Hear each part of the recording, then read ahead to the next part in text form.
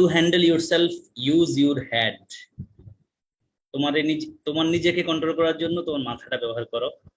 তারপর বলা হয়েছে টু হ্যান্ডেল আদার্স, অন্যরে হ্যান্ডেল করার জন্য ইউজ ইউর হার্ট, তোমার হৃদয়টাকে ব্যবহার করো।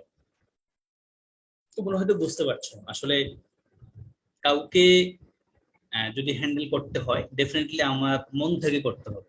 মানে যদি আমি তাকে একটু পোলাইটনেস দেখাতে পারি, সিম্পেথি দেখাতে পারি, তার প্রতি রেসপেক্ট শো করতে পারি, ডেফিনেটলি ওই লোকটা আমার কথা শুনবে লজিক্যাল ওয়েতে। এটাই বলতে চাইছি, to handle yourself use your head, to handle others use your heart. Next আমাদের পড়াশোনা যাব। আজকে আমরা যা করব, পিন পয়েন্ট এরর বলছে ক্লিস্টোফেলের এক্সারসাইজ 44 থেকে 48। তারপর আমরা যে কাজটা করব আজকে সেটা হলো কয়েকটা টপিক, সেটা আমি দেখাচ্ছি। প্রথম যে পয়েন্টটা নিয়ে আমরা কথা বলবো সেটাকে আমরা বলছি sequence of tense. Pin point error এই পয়েন্টটা যেটা সেটা নিয়ে ফোকাস না করে চিন্তা করো। আমরা আজকে যে টপিক পড়ছি প্রথম টপিকটা হলো সিকোয়েন্স অফ টেন্স। এটা খুব বেশি ভেজালের মার্কা না, সহজ। মূল কথা হলো পরীক্ষা যেটা আসে সেটাতে একটু খেয়াল করো। পরীক্ষায় মূলত একটাই আসে, সেটা কি? Clause marker. আমি তোমাদেরকে আগে বলেছি ক্লজের মানে পরীক্ষা যেভাবে আসে মোস্টলি একই সেন্টেন্সে দুটা ক্লজ যখন থাকবে উভয় পাশে একই টেন্স হয়, এটা পরীক্ষার জন্য বিশেষ প্রয়োজনীয় এবং এটাই তোমাদের জানতে হবে পরীক্ষা আনসার করতে হলে। বাকি কিছু বিষয় আছে, তাই এখানে লেখা আছে যদি প্রিন্সিপাল ক্লজ, একবার নিচে লেখা আছে দেখো বর্ডারে, if principal clause is present or future tense, মানে প্রিন্সিপাল ক্লজটা যদি প্রেজেন্ট টেন্সে অথবা ফিউচার টেন্সে থাকে, subordinate clause can be in any tense. Subordinate ক্লজটা যে কোনো টেন্সে হতে পারে। এখানে অনেকগুলো সেন্টেন্স লেখা আছে, মানে ক্লজ মার্কার যুক্ত সেন্টেন্স যেটা, যেমন I know where he plays, এই ওয়্যার হি প্লেসটা হলো সাবঅর্ডিনেট ক্লজ, আর আই নোটা হলো প্রিন্সিপাল ক্লজ। একই কথা, I know where he played. তো এই যে ক্লজ মার্কার যুক্ত সেন্টেন্স গুলো হলো সাবঅর্ডিনেট, আর ক্লজ মার্কার যুক্ত ছাড়া যে সাবজেক্ট ভার্ব আছে সেটা প্রিন্সিপাল ক্লজ। বলা হয়েছে যে প্রিন্সিপাল ক্লজ যদি প্রেজেন্ট টেন্সে অথবা ফিউচার টেন্সে হয় তবে তবে অন্য পাশে তুমি যে কোনো টেন্স দিতে পারো। এটা হলো মূল পয়েন্ট। এখানে তোমার প্যারা নাই খুব বেশি। এন্ড দেন আমি এখানে সময় দিব না তোমাদেরকে, নিজের মতো রূপ করে নিবে। এই পয়েন্টটা থেকে পরীক্ষা প্রশ্ন আসবে এবং প্রশ্ন এসেছে, খেয়াল করতে হবে। হ্যাঁ, একই টেন্স হয় সেটাই বলছিলাম। কখন লেখা আছে if principal clause is in past tense, subordinate clause will be in past tense. মানে প্রিন্সিপাল ক্লজ যেটা সেটা যদি পাস্ট টেন্সে হয়, সাবঅর্ডিনেট ক্লজটাও পাস্ট টেন্সে হবে। এটাই পরীক্ষায় বেশি আসে। দেখো অনেকগুলো সেন্টেন্স লেখা আছে, দ্রুত রিডিং করে যাও তোমরা। I knew where he had played, আমি জানতাম যেথায় সে খেলেছিল। I knew where he would play. You knew what he had said. They said that they could do it. She said that she was reading. দেখো উভয় পাশে কিন্তু একই tense আছে। একই টেন্স বলতে পাস্ট টেন্স টু পাস্ট টেন্সে আছে। কখনো কখনো এক পাশে পাস্ট ইনডিফিনিট আর এক পাশে পাস্ট পারফেক্ট হবে, সেটা পৃথক বিষয়। কিন্তু তোমাকে শুধু এটাই খেয়াল রাখতে হবে যে উভয় পাশে পাস্ট টেন্স, মানে প্রিন্সিপাল ক্লজ পাস্ট হলে সাবঅর্ডিনেট ক্লজটাও পাস্ট টেন্স। এবং পরীক্ষা এটা থেকে প্রশ্ন বেশি এসেছে। আমি বুঝতে পেরেছি কিনা এই পয়েন্টটা জানতে চাইবো। দেখো আই নিউ পাস্ট টেন্স, ওই পাশে পাস্ট টেন্স আছে। ক্লজ মার্কার যুক্ত সেন্টেন্স মানে সাবঅর্ডিনেট ক্লজ ও পাস্ট টেন্স আছে। I knew where he would play, again past tense past tense. You knew what he had said, what clause marker, বুঝতে পারছো, past tense to past tense. They said that they could do it, she said that she was reading, past tense to past tense. Clear কিনা? এই স্লাইডটা সবাই clear কিনা? এটা বেশি important আমাদের জন্য। ক্লিয়ার? ইয়েস, আমি দেখতে পাচ্ছি আমাকে সবাই বলছে clear, and then I can go on. তবে একটু খেয়াল রাখো ভাই বোনেরা, এটা জানো পরীক্ষাটা কিন্তু আসে নাই, তারপর একটু খেয়াল রাখতে যদি আসে। লেখা আছে এটা সবাই জানো, প্রেজেন্ট ইনডিফিনিট টেন্স করতে গিয়ে তোমরা পড়ো, তারপরে তোমরা ন্যারেশন করতে গিয়ে তোমরা করো, তারপর ট্রান্সলেশন করতে গিয়ে এটা করো। যদি প্রিন্সিপাল ক্লজটা চিরন্তন সত্য হয়, অভ্যাসগত কর্ম হয়, অথবা কোনো প্রবাদ প্রবচন হয়, তখন সাবঅর্ডিনেট ক্লজে কিন্তু ওই যে আগের যে কথাটা বলছিলাম, প্রেজেন্ট টেন্স পাস্ট টেন্স হলে পাস্ট পারফেক্ট হবে অথবা পাস্ট ইনডিফিনিট হবে, সেটা কিন্তু মিলবে না। কি আমরা জেনে থাকি ইউনিভার্সাল ট্রুথ, হ্যাবিচুয়াল ফ্যাক্ট মানে অভ্যাসগত কর্ম, প্রভাব, এগুলো কিন্তু প্রেজেন্ট ইনডিফিনিট টেন্স হয়। এটাই বলা হচ্ছে। দেখো লেখা আছে হি সেইড আছে, তাহলে দ্যাট ক্লজের পরে তুমি পাস্ট ইনডিফিনিট টেন্স দিয়ে দিও না ভাই, কারণ যে কথাটা বলা হয়েছে এই কথাটা কিন্তু একটা সায়েন্টিফিক ট্রুথ বা ইউনিভার্সাল ট্রুথ, তাই না? এমন তাহলে হি said that the earth moves around the sun. পরীক্ষা দুইবার প্রশ্ন আসছে এটা দিয়ে, বিশেষ পরীক্ষা আসছে, ভর্তি পরীক্ষা আসছে, মেডিকেল ভর্তি পরীক্ষা আসছে। হি said that the earth moves around the sun. Grammar আকারে প্রশ্ন আসছে, রাইট ফর্ম ভার্ব আকারে এসেছে, ন্যারেশন আকারে প্রশ্ন এসেছে এখান থেকে। and then he said that all is well that ends well। ভাই একটা উক্তি তোমরা সবাই জানো, all is well that ends well অর্থ কি জানো? একটু সবাই দেখি কমেন্টে লিখো তো, একটু চিন্তা করো তো all is well that ends well এর মানে কি? একটা বিখ্যাত প্রবচন আমরা ব্যবহার করি, আমাকে তোমরা ইংলিশে বা বাংলায় লিখতে পারো। এন্ড দেন লেখা আছে we believe that man is mortal, আমরা বিশ্বাস করি যে মানুষ মরণশীল। মরণশীল সবাই আমরা জানি, এটা নিয়ে কারো কোনো মানে ইয়েস, তোমাদের সবার কথা ঠিক আছে নিশ্চয়ই। All is well that ends well মানে কি? শেষ ভালো যার সব ভালো তার। আচ্ছা, এখানে আমি বেশিক্ষণ থাকবো না, এই কথাই বলতে চাইবো। ওনারা যে কথাটা বলছেন এখানে সেটা হলো একটা এক্সাম্পল দিয়ে রেখেছে, দেখো উপর দিকে একটা এক্সাম্পল দিয়ে রেখেছে ওনারা। উই হোপ দিয়ে দুটা সেন্টেন্স দেখো তো ভাই বোনেরা, দুটা সেন্টেন্স লেখা আছে। উই হোপ, দেখো we hope that he will be able to attend, দেখা যাচ্ছে তো we hope that he will be able to attend. বাক্যটা ভুল, বুঝতে পারছো? কারণ উই হোপ বাক্যটা ভুল না, সরি বাক্যটা ঠিক আছে। ওনারা যে কাজটা আমাদের করতে বলছেন সেটা আমরা করবো না, তো শুধু জেনে রাখবো। দেখো উই হোপ আছে, প্রেজেন্ট ইনফিনিট আছে, ওই পাশে আমরা ফিউচার রাখলে কোনো অসুবিধা নাই। কিন্তু যদি উই হোপ লিখি মানে পাস্ট টেন্স লিখি, নিশ্চয়ই অন্য পাশেও পাস্ট টেন্স লিখতে হবে, পরীক্ষাটাই আসে বেশি। ওনারা এই কাজটাই করছেন। We hope that he will be able to attend, we hoped that he would be able to attend. দেখো হোপড আছে পাস্ট টেন্স, দ্যাট ক্লজের পরেও কিন্তু পাস্ট টেন্স আছে, এটাই। এখন ওনারা আমাদেরকে বলছে যে সেন্টেন্সগুলো লেখা আছে এগুলো প্রেজেন্ট টেন্সে লেখা আছে, এগুলো তুমি পাস্ট টেন্সে বানাও, দ্যাট ক্লজের পরেও পাস্ট টেন্স বানাইবা। তাহলে এটা কি তোমাদের করতে কষ্ট হবে? দেখি হি সেজ দ্যাট, হি উইল হবে নাকি হি উড হবে, কোনটা হবে দেখি তোমরা বলো তো। আমি দু তিনটা জিজ্ঞেস করে চলে যাবো, এখানে আর কাজ দিব না আমি, সবাই একটু করো। হি সেজ দ্যাট, হি সেজ এর আমরা হি সেড বলবো, আমি হি সেড বললাম, তোমরা দ্যাট এর পর কি হি উইল লিখবা না উড লিখবা? আমি সেজ ডারে সেড বললাম, হি সেড দ্যাট, হি উইল রাখবা না উড রাখবা? নিশ্চিত উড রাখবা, এটাই বলছে ভাই, টেনশন নাই, উড রাখতে হবে। যদি আমি সেইড বলি হি সেইড, তাহলে দ্যাট এর পরে কিন্তু উড আসবে।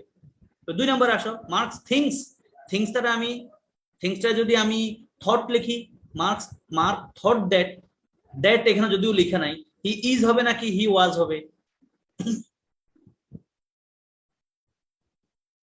হি ওয়াজ হবে, একই কথা।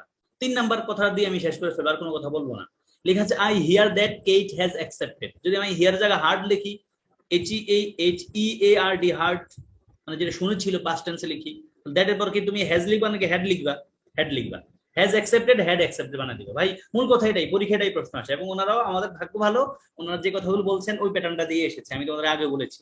ফলে টেনশন নাই, সবার কাজ হলো এখানে তুমি যেভাবে ক্লাসটা করছো এখন তোমার কাজ হলো এই সেন্টেন্স গুলো যদি প্রেজেন্ট টেন্সে আছে, সেজ রে সেড বানাইলে ওই পাশে কি হবে, থিংস এর থট বানালে কি হবে, হিয়ার রে হার্ড বানালে কি হবে, মানে প্রেজেন্ট টেন্স আছে প্রিন্সিপাল ক্লজ, পাস্ট টেন্সে বানায় দ্যাট ক্লজের পরে তুমি কি লিখবা, এটা সহজ কথা। পাস্ট টেন্স হলে পাস্ট টেন্স হবে, উত্তর দেওয়া আছে, টেনশন নাই, আমি তোমাদেরকে রেখে চলে যাব না, উত্তর দেওয়া আছে। এরপরে স্লাইডে দেখো 1 থেকে 3 4 5 উত্তরগুলো দেওয়া আছে, এগুলো উত্তর। এই দেখো he said that he would finish, Mark thought that he was going, I heard that Kate had accepted, Steve said that he would make। দেখো ভাই পাস্ট টেন্স আছে, পাস্ট টেন্স হবে। এই আমি এখানে আর সময় ব্যয় করবো না তোমাদের জন্য। 8 থেকে 10 এখানে দেওয়া আছে, উত্তরগুলো দেওয়া থাকবে একবার স্লাইডে, দেখো উত্তর দেওয়া আছে। ফলে আমি এখানে আর থাকবো না, আমি প্রত্যাশা করছি তোমরা এগুলো পারবা সহজে। পরীক্ষা কেমনে প্রশ্ন আসবে শেষ দিকে দেখাবোই। পরীক্ষা প্রশ্ন যেভাবে আসে সেটা হলো দ্যাট ক্লজের আগে পাস্ট টেন্স থাকে, পরবর্তীতে কোন টেন্স লিখতে হবে তোমাকে, এটা দিয়ে আমাদের ভর্তি পরীক্ষা প্রশ্ন আসে এবং চাকরি পরীক্ষা প্রশ্ন আসে। ওকে, তাহলে আমি সামনে যাবো। আমি কি সিকোয়েন্স অফ টেন্সের বেসিক বিষয় বোঝাতে পেরেছি? আমরা বলেছি প্রেজেন্ট টেন্স অথবা ফিউচার টেন্স হলে, প্রিন্সিপাল ক্লজ প্রেজেন্ট অথবা ফিউচার হলে সাবঅর্ডিনেট ক্লজটা যে কোনো টেন্স হতে পারে।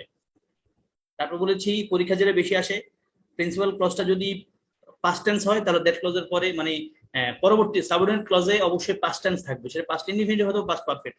আর এটা বলেছিলাম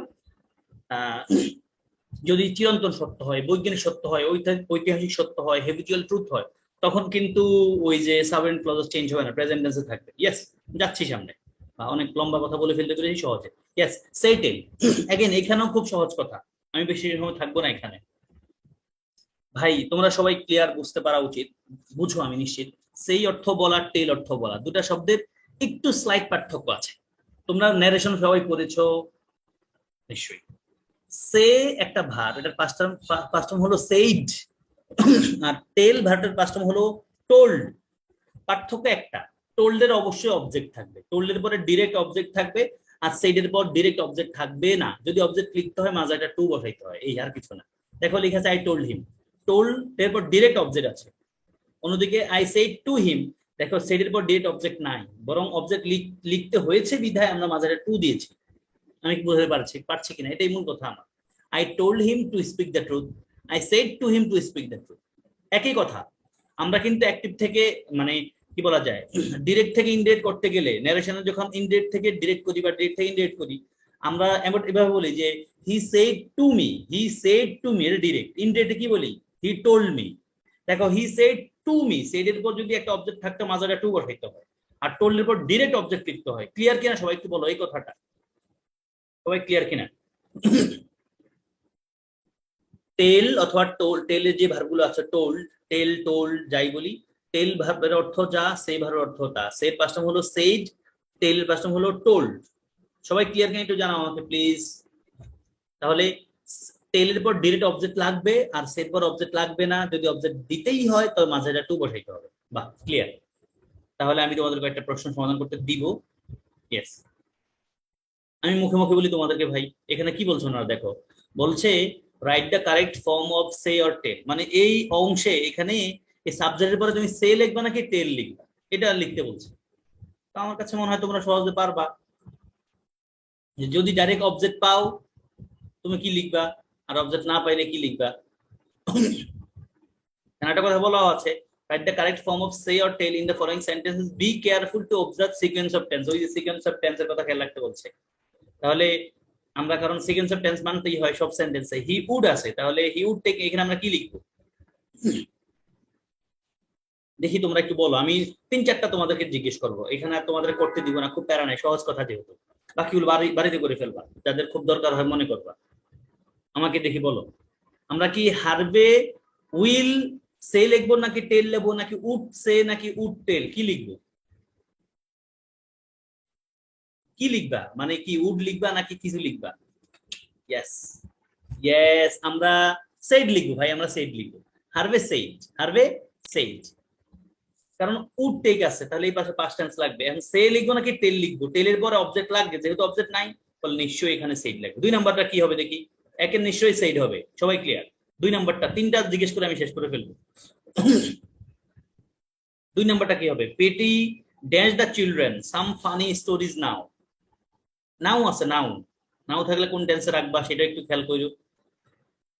টেনশন নাই, পরীক্ষায় এটা রিটেন না ভাই, এটা এখন যে প্যাটার্ন আমরা করছি রিটেন প্যাটার্নে, পরীক্ষায় এমসিকিউ আকারে আসবে। দা চিলড্রেন অবজেক্ট আছে, ফলে আমাদের একটা টেল লাগবে। যেহেতু নাও আছে, তার নাও থাকলে মনে হয় এখানে প্রেজেন্ট কন্টিনিউয়াস প্যাটার্ন থাকলে ভালো হয় আমার কাছে মনে হয়। ওনারা কি বলছেন দেখি, আমরা একটু পরে দেখবো। দেখো নাও আছে, মানে পিটি নাকি বাচ্চাদেরকে সাম কিছু ফানি স্টোরি শোনাচ্ছে এখন, তার মানে আমরা যদি কন্টিনিউয়াস টেন্সে যাই, প্রেজেন্ট কন্টিনিউয়াস টেন্সে, আমার কাছে মনে হয় এই সেন্টেন্স অনুযায়ী আমরা যেভাবে ইংলিশ পড়ি সেভাবে হওয়া উচিত হলো PT is telling the children some funny stories now. Present continuous pattern রাখলো, নাও আছে, নাও, নাও বলছে কিছু ফানি স্টোরিজ বলছে, নাও আছে। আচ্ছা, টেনশন নাই, আমি বুঝতে পারছি তোমাদের হয়েছে। ইয়েস, 3 নাম্বারটা আসো। হ্যাঁ, 3 নাম্বার, এটা বলো, এটা বলো, এটা দিয়ে আমরা শেষ করবো, বাকিগুলো তোমরা নিজেরা করতে পারবা। 3, হু ড্যাশ ইউ, ভাই রে ভাই, সহজ কথা। এবং দেখো দ্যাট এর পরে কি লেখা আছে, দ্যাট হি ওয়াজ গোয়িং, সাবধান, খেয়াল করো। টেনশন নাই, খুব সহজ জিনিস, পরীক্ষার রিটেন আকারে আসবে না, আমরা একটু শিখছি। That he was going past tense আছে, ফলে আগে কিন্তু পাস্ট টেন্স থাকা উচিত। 3 নাম্বার, এই দ্যাট ক্লজের আগে মানে সাবঅর্ডিনেট ক্লজটা হি ওয়াজ গোয়িং আছে, ফলে প্রিন্সিপাল ক্লজটা কিন্তু পাস্ট টেন্স হওয়া উচিত। এখন সে লিখবা নাকি টেল লিখবা সেটা চিন্তা করো। ইয়েস, উত্তর কিন্তু সবাই সেড লিখবা নাকি টোল্ড লিখবা। দ্যাট ক্লজের পরে মানে সাবঅর্ডিনেটটা কিন্তু পাস্ট টেন্স আছে, পাস্ট টেন্স আছে, হি ওয়াজ গোয়িং, ফলে সেড লিখবা নাকি টোল্ড লিখবা।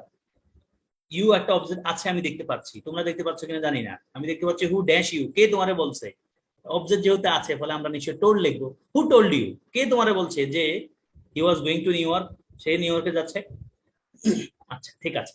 তাহলে দেখো এগুলো কি কঠিন মনে হচ্ছে কারো কাছে? শুধু 2টা পয়েন্ট খেয়াল করো। নাম্বার 1 পয়েন্ট হলো অবজেক্ট আছে নাকি নাই, অবজেক্ট থাকলে তুমি সে অবজেক্ট থাকলে টেল লিখবা, টেলের পাস্ট ফর্ম লিখবা বা যাই লিখবা, আর অবজেক্ট না থাকলে সে অথবা সেড লিখবা। এবং খেয়াল রাখতে হবে বাক্যের অন্য পাশে মানে সাবঅর্ডিনেট ক্লজটা কি পাস্ট টেন্স আছে কিনা। পাস্ট টেন্সে থাকবে মোস্ট অফ দ্য কেসেস, তুমি এই পাশে সেড অথবা টোল লিখবা।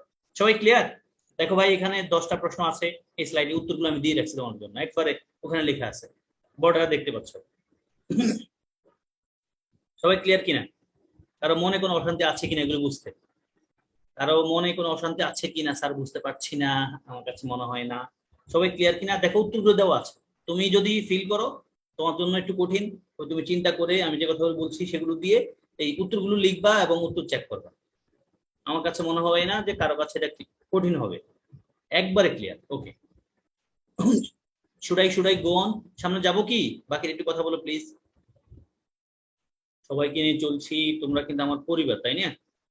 আমরা সবাই একটা পরিবার, ইয়েস। সামনে যাব। তাহলে সেট এল এর বেসিক বিষয় ক্লিয়ার। সেট পর অবজেক্ট লেখা যাবে না, যাবে না, বলা যাবে না। লিখতে হলে মাজার টু লিখতে হয়, আর টেলের পর ডিরেক্ট অবজেক্ট লিখতে হয়, ইয়েস। ঠিক আছে, আমরা তাহলে যাচ্ছি সামনে। আরো অনেকগুলো আছে ভাইরে ভাই, সহজ জিনিস অনেকগুলো দিয়ে রাখছে। তবে আমার প্রত্যাশা থাকবে সবাই অবশ্যই বাসায় একবার হলেও কাজগুলো করবা, কারণ ভাই পরীক্ষা কিন্তু ডিরেক্ট প্রশ্ন এগুলো থেকে আসতে পারে, ডিরেক্ট কাজে দিবে তোমাকে। কঠিন না, যেহেতু পড়ে ফেলবা, 11 থেকে 20 আছে, একই কথা উত্তর দেওয়া আছে, একবারে নিচে বর্ডার করে ফেলবা, নতুন জায়গায় চলে আসছে। Exercise 46, antecedents of pronouns. এটা সহজ বিষয়, এই জিনিসটা সেম বিষয় আমি আগে পড়িয়ে এসেছি তোমাদেরকে।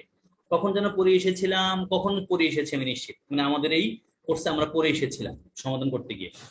4টা সেন্টেন্স লেখা আছে, তোমরা 4টা সেন্টেন্স রিডিং করে বুঝতে পারছো কিনা একটু কুইক রিডিং করো।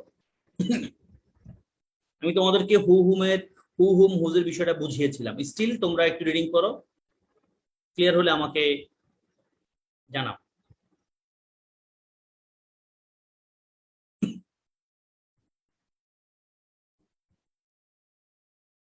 আচ্ছা, তাহলে তোমরা এখানে টপিকের নাম অ্যান্টিসিডেন্টস অফ প্রোনাউন্স। এখানে আমি খুব বেশি কথা বলবো না, এই 4টা সেন্টেন্স বুঝাতে, মানে আমি বুঝাতে পেরেছি, আমি জানি আগে বুঝাতে পেরেছি, তোমরা বুঝো, আবার একটু বলবো স্টিল সবার জন্য। এরপরে যে এক্সারসাইজ গুলো আছে ওগুলো আমরা মোটেও করার দরকার নাই। যদি কারো মনে হয় তুমি দেখে নে উত্তর, আমি প্রশ্ন উত্তর দূরে দেখে রাখছি, তুমি শুধু আমার 4টা সেন্টেন্স বুঝলে আমাদের পরীক্ষা যেমনি আসে উত্তর করতে পারবা ইনশাল্লাহ। আমি তো শেষ দিকে তোমার জন্য আমাদের পরীক্ষার মতো প্যাটার্ন আমি প্রশ্ন রেখেছি, কোনো প্যারা নাই। দেখো মূল কথা হলো রিলেটিভ প্রোনাউন। রিলেটিভ প্রোনাউন সবসময় তার অ্যান্টিসিডেন্টের পাশেই বসে, মানে রিলেটিভ প্রোনাউন যাকে বোঝায় সে তার পাশেই বসে। এখন আমরা জানি ব্যক্তির বদলে 3টা রিলেটিভ প্রোনাউন বসে, হু, হুম আর হুজ। হু, হুম আর হুজ।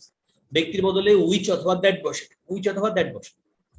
তো দেখো প্রথম সেন্টেন্সে the man who stole my bag was tall, যে মানুষটা আমার ব্যাগ চুরি করছে সে লম্বা। ঢাকা ইউনিভার্সিটির বি ইউনিট এসেছিল। তো এখানে এই প্যাটার্ন অনেক প্রশ্ন অনেক জায়গায় এসেছে। এখানে মূল পয়েন্ট যেটা সেটা হলো দেখো হু রিলেটিভ প্রোনাউন বোঝাচ্ছে দ্য ম্যানকে, দ্য ম্যানকে, তার মানে হু একটা রিলেটিভ প্রোনাউন যেটা মানুষকে বোঝায়, ব্যক্তিকে বোঝায়। এবং আমরা হু লিখলাম কেন, আমরা তোমাদেরকে বলেছিলাম আমি সহজে, হু আর হুম যখন তুমি কনফার্ম তখন তোমার কাজ হলো একটা জিনিস, দুটা কাজ। একটা হলো বাক্যের ভার খোঁজা, সাবজেক্ট খোঁজা। যদি দেখো ভার যা সাবজেক্ট আছে একটা কম, তখন তুমি হু লিখবা। দেখো the man who stole my bag was stall, এখানে ভার্ব কে কে আছে, স্টোল একটা ভার্ব আর ওয়াজ একটা ভার্ব। এখন এই ওয়াজ ভার্বের সাবজেক্ট কে, সেকেন্ড যে ভার্বটা আছে ওয়াজ, ওটার subject my bag was stole, মানে my bag, my bag, my bag, এটা মনে করতেছে তোমরা, আমি জানি মাই ব্যাগ ওয়াজ টল। কি রে ভাই মিলে বলো তো, মাই ব্যাগ ওয়াজ টল কি মিলে কিনা বলো? না না, আমার ব্যাগটা লম্বা ছিল। এই যে সহজ কথা বলছি, একটা কথা কথা যদি দেখো বাক্যের শুরুতে কখনো একটা সাবজেক্ট সেটা ওয়ান ওয়ার্ড হোক অথবা 2টা ওয়ার্ডের হোক, এবং তারপর ডিরেক্ট একটা রিলেটিভ প্রোনাউন, সেটা হু, হুম, হুইচ যাই হোক, বাক্যের শুরুতে একটা সাবজেক্ট এক ওয়ার্ড অথবা 2 ওয়ার্ডের হোক, এবং তারপরে একটা relative pronoun who, hmm, which, that যাই হোক, তখন তোমার বুঝে নিতে হবে এই বাক্যের শুরুর দিকের যে সাবজেক্টটা, এই সাবজেক্টের ভার্ব কিন্তু বাক্যের শেষেরটা। মানে কি দা ম্যানের ভার্ব কিন্তু was told, the man was told, the man was told. তাহলে ওয়াজ ভার্বের সাবজেক্ট কিন্তু দা ম্যান, ওয়াজ ভার্বের সাবজেক্ট কে, দা ম্যান। এত এই যে হুর পরে স্টোল ভার্বটা আছে না, স্টোল মানে চুরি করেছিল স্টিল থেকে, স্টোল ভার্বের সাবজেক্ট কিন্তু নাই ভাই, ডিরেক্ট কোনো সাবজেক্ট নাই। ফলে সাবজেক্ট এটা কম বিধে আমরা হু লিখলাম। আমি কি বুঝতে পারছি কিনা তোমাদেরকে? খুব বেসিক কথা, খুব ইম্পর্টেন্ট এই কথাটা যেটা বলছিলাম একটু আগেই। বাক্যের শুরুতে আমরা সাবজেক্ট পেতে পারি, একবার ডাইরেক্ট শুরুতেই সাবজেক্ট এক ওয়ার্ডের অথবা 2 ওয়ার্ডের পেতে পারি এবং পাই নরমালি। এবং তারপর যদি আমরা একটা মানে রিলেটিভ প্রনাউন পাই, সেটা হু হোক, হুম হোক, হুইচ হোক, যাই হোক, তখন আমার বুঝে নিতে হবে এই রিলেটিভ প্রনাউনটার আগে যেই এক ওয়ার্ডের অথবা 2 ওয়ার্ডের সাবজেক্ট, এটার ভার্ব কিন্তু বাক্যের শেষের দিকে আছে। তাহলে দা ম্যান ওয়াজ টল। দেখো তোমরা অনেকে কিন্তু এই ওয়াজ ভার্বের সাবজেক্টকে মাই ব্যাগ বলে ফেলবে, নরমালি স্টুডেন্ট এটা করবে, মাই ব্যাগ ওয়াজ টল, আমার ব্যাগটা লম্বা ছিল। আরে ভাই এটার তো কথা না, কথা হলো দা ম্যান ওয়াজ টল, মানুষটা খুব লম্বা ছিল যে আমার ব্যাগ চুরি করছে। আমি মনে হয় ক্লিয়ার বোঝাতে পেরেছি তোমাদের সবাইকে, প্লিজ আমাকে একটু জানাও। তাহলে এই বাক্যের মানেটা হলো কি, দা ম্যান ওয়াজ টল, দা ম্যান ওয়াজ টল, ওয়াজ ভার্বের সাবজেক্টকে দা ম্যান, আর হুর পরে যে স্টলটা আছে স্টিল ভার্বের পাস্ট ফর্ম, এই স্টল ভার্বের সাবজেক্ট কিন্তু নাই, ফলে হু লিখলাম। ইয়েস। সেকেন্ড সেন্টেন্সের দিকে সেকেন্ড সেন্টেন্সের আগে থার্ড সেন্টেন্সটা বলি, সেটা নিশ্চয়ই তোমরা বুঝছো।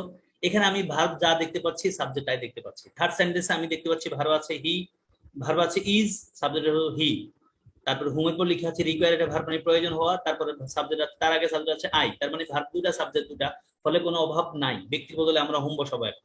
তাহলে প্রথমটা থার্ডটা একই প্যাটার্নে দিয়ে, তাহলে প্রথম সেন্টেন্সে হু লিখলাম কারণ ভার্ব আছে দুটা সাবজেক্ট একটা, থার্ড সেন্টেন্সে ভার্ব দুটো আছে সাবজেক্ট দুটো আছে। এবার সেকেন্ড সেন্টেন্সে আসো, তোমরা জানো হুজ কখন লিখি, যার অর্থ দেয়, যার যার যার। তাহলে হুজ শব্দটা, হুজ একটা প্রনাউন, যেটার আগে একটা নাউন থাকবে পরে একটা নাউন থাকবে। লেখা আছে শি ইজ মাই কাজিন, সে হলো আমার কাজিন, যার চোখগুলো ব্লু। তো দেখো এখানে যার, এখানে যদি তুমি হু অথবা হুম দাও অর্থ মোটেও মিলবে না। তাহলে শি ইজ মাই কাজিন, সে হলো আমার কাজিন, হুজ আইজ, যার চোখগুলো আর ব্লু। এন্ড ফোর্থ সেন্টেন্স সহজে বুঝতে পারছো ভাই, বস্তুর বদলে আমরা উইচ অথবা দ্যাট বসে, এখানে আমি ইচ্ছা মতো এটা লিখে দিলাম তোমাদের বোঝানোর জন্য। দিস ইজ আ কার, এটা হলো সেই গাড়ি, এটা একটা গাড়ি, which needs to be repair, যেটা আসলে রিপেয়ার করা প্রয়োজন, which needs to be repaired. সবাই ক্লিয়ার? আমি অনেকক্ষণ ধরে বকবক করলাম ওয়ান ওয়াই, সবাইকে ক্লিয়ার কিনা একটু বলো আমাকে প্লিজ।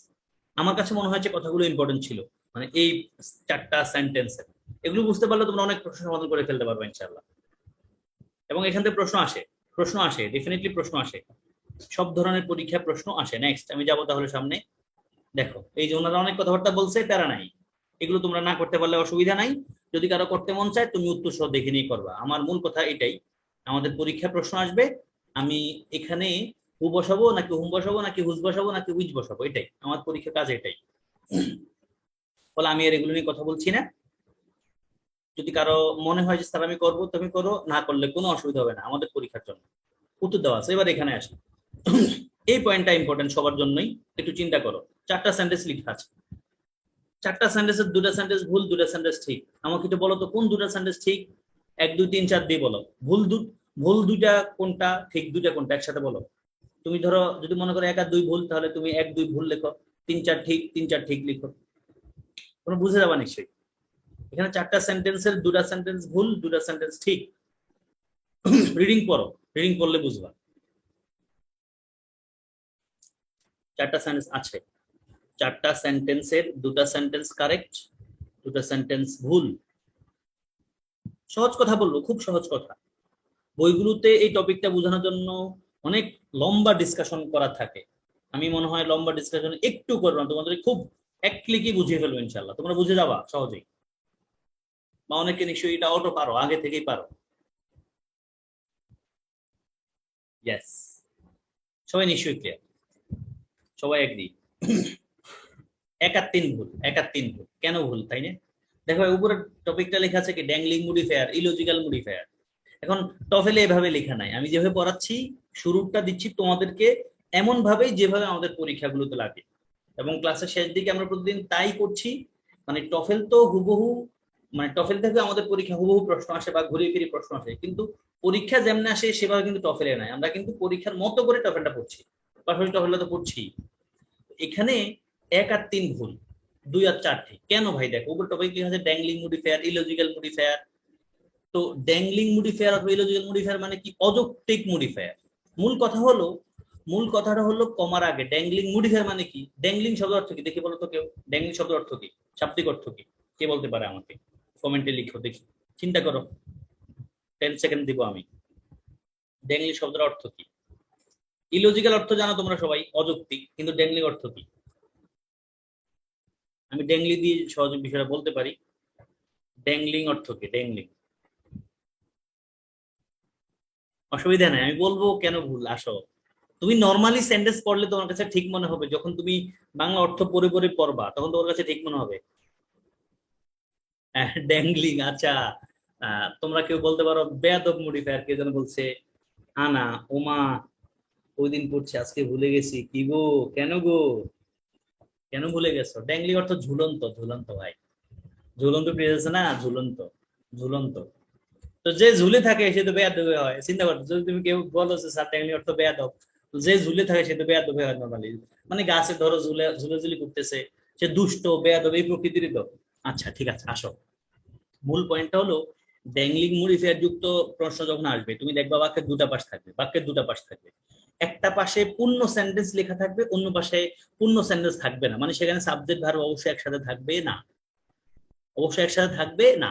তখন তোমার আমার কাজ কি? তোমার আমার কাজ হলো এই বাক্যের শুরুতে যে অংশটা থাকবে, যে পূর্ণ সেন্টেন্স থাকবে না, এই পূর্ণ সেন্টেন্স দ্বারা যা বোঝানো হয়, যাকে বোঝানো হয়, কমার পরে ডিরেক্টলি সেই বসবে। আবার বলছি, ড্যাংলি মডিফায়ার বা ইলজিক্যাল মডিফায়ার যুক্ত সেন্টেন্সের দুটা দুটা পার্ট থাকবে, একটা পার্টে পূর্ণাঙ্গ সেন্টেন্স থাকবে না, আর একটা সেন্টেন্সে পূর্ণাঙ্গ পার্ট থাকবে। তো যেই পার্টে পূর্ণাঙ্গ সেন্টেন্স থাকবে সেই পার্ট থাকবে না, সেই পার্টটা দিয়ে যা বোঝানো হয় কমার পরে তাই থাকবে। দেখো লেখা আছে ওয়াইল ওয়াকিং, হাঁটার সময়ে। এই হাঁটে কে? মরা গরু কি হাঁটে? এই ডেড কাউ কি হাঁটে? না ভাই, একটা মানুষ হাঁটতে পারে। তাহলে হাঁটার কাজটা মানুষের, তাহলে এখানে আই লিখি, এখানে লিখতে হবে ওয়াইল walking I saw dead cow. আমার কথা মনে হয় বুঝতে পেরেছো তোমরা। ওয়াইল ওয়াকিং হাঁটার কাজটা মানুষের, পরে দেখো সাবজেক্টের পরে কমার পরে কিন্তু আই লেখা আছে, আই লিখে থাকবে। একই কথা, থার্ড সেন্টেন্সটা ভুল। লিভিং দ্য হাউস, বাড়িটা ত্যাগ করিয়া। এই বাড়ি ত্যাগ করে কে? ফ্রন্ট ডোর বাড়ি ত্যাগ করে না। লিভিং যে লোকে, লিভিং তারা যাকে রেফার করা যেতে পারে, লিভিং করার কাজটা মানুষের, ফলে কমার পরে মানুষ থাকবে, ফলে আই লাগবে। দেখো living the house comma I love the front door. Okay, easy কথা। দুটা প্রশ্নটাও আছে, দ্রুত সমাধান করা তো দেখি। কমার এক পাশে অংশটা, যে পাশে সেন্টেন্স নাই, এই পাশেরটা পরে তোমরা এরপরের আনসারটা করবা।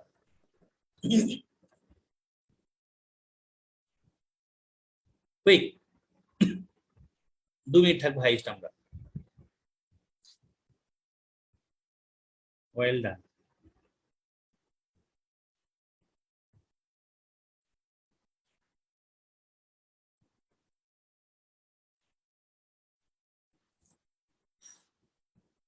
দেখো hearing the good news, hearing কাজটা কার সেটা দেখো।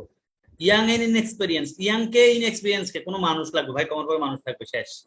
উত্তর দেখাবো আমি তোমাদেরকে। ইয়েস, উত্তর এ প্লাস সি। ইয়েস, তোমাদের সবার আনসার ঠিক আছে।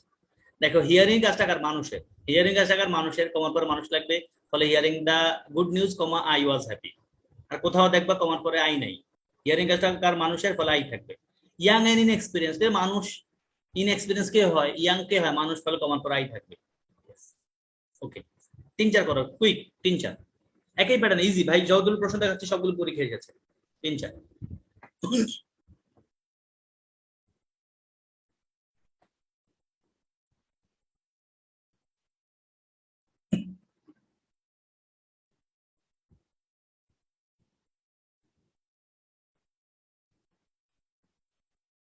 কুইক করো। ওয়াকিং ইন দ্য পার্ক, পার্কে হাঁটে কে? মানুষ লাগবে।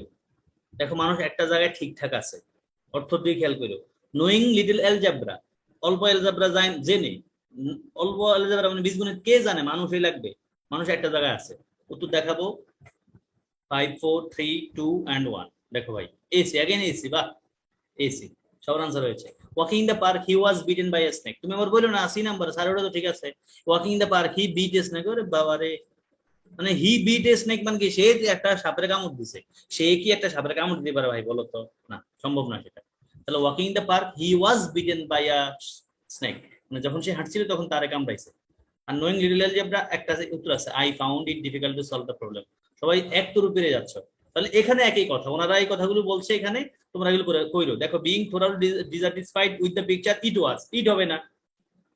থোরালি ডিসস্যাটিসফাইড কে হয়? অসন্তুষ্ট কে হয়? ব্যক্তি, কোনো মানুষ, ফলে উত্তর লাগবে কোনো ব্যক্তি।